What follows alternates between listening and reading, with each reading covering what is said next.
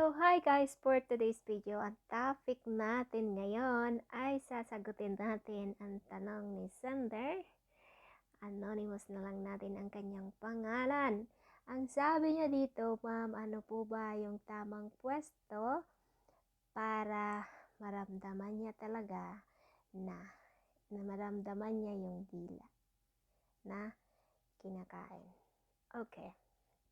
Bago tayo magsimula, ay gusto ko lang humingi sa inyo ng pa-subscribe naman at pa-hit the notification bell para sa next upload ko ay updated kayo sa aking pages. Okay, thank you. Ang tips number 1 ko sa iyo ay lamesa.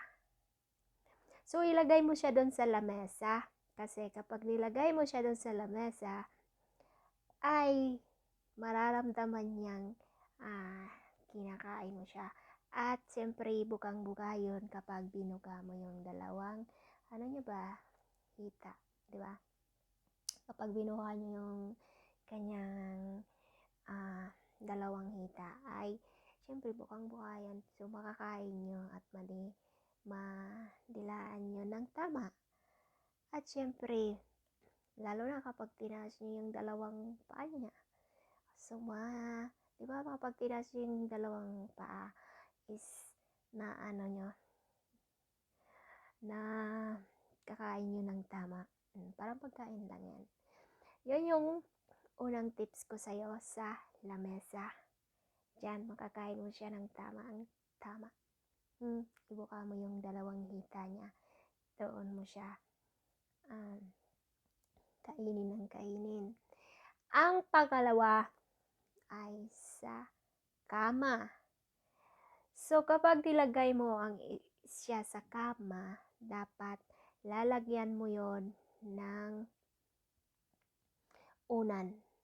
Kasi, kapag walang unan, mangangawit agad yun. At syempre, para kapag may unan, nakataas yung kanyang balakang. Nakataas yung niya likuran niya ba? Para naman hindi siya mangawit. Hindi komportable siya. Hindi agad siya mapagod. At of course, para na rin yun sa'yo para naman hindi mangawit yung ngudoy mo. Alam mo ba yung ngudoy? Yung bunganga mo. Para hindi mangawit. Okay? So, yun yung tamang pwesto para kain mo siya ng husto. At nung yung feel ba yung pinopoint mo, di ba? Yung maramdaman niya talaga. Yun. So, sana ay may natutunan ka sa aking sagot. Yun lang yung dalawang tips na ibibigay ko sa'yo para mapasaya mo yung partner mo. At syempre, may technique dyan habang kinakain. Syempre, laruin mo yung kanyang dalawang ubas. Kasi, yun talaga yung the best. Diba?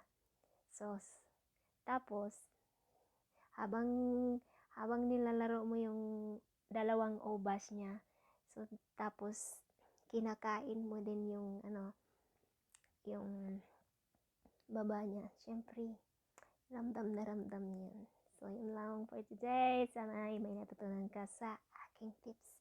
Alam ko mapapasaya mo yan siya kapag sinunod mo yung dalawang tips ko na yan sa'yo para maramdaman niya ng husto na dinidilaan at kinakain mo siya. Bye!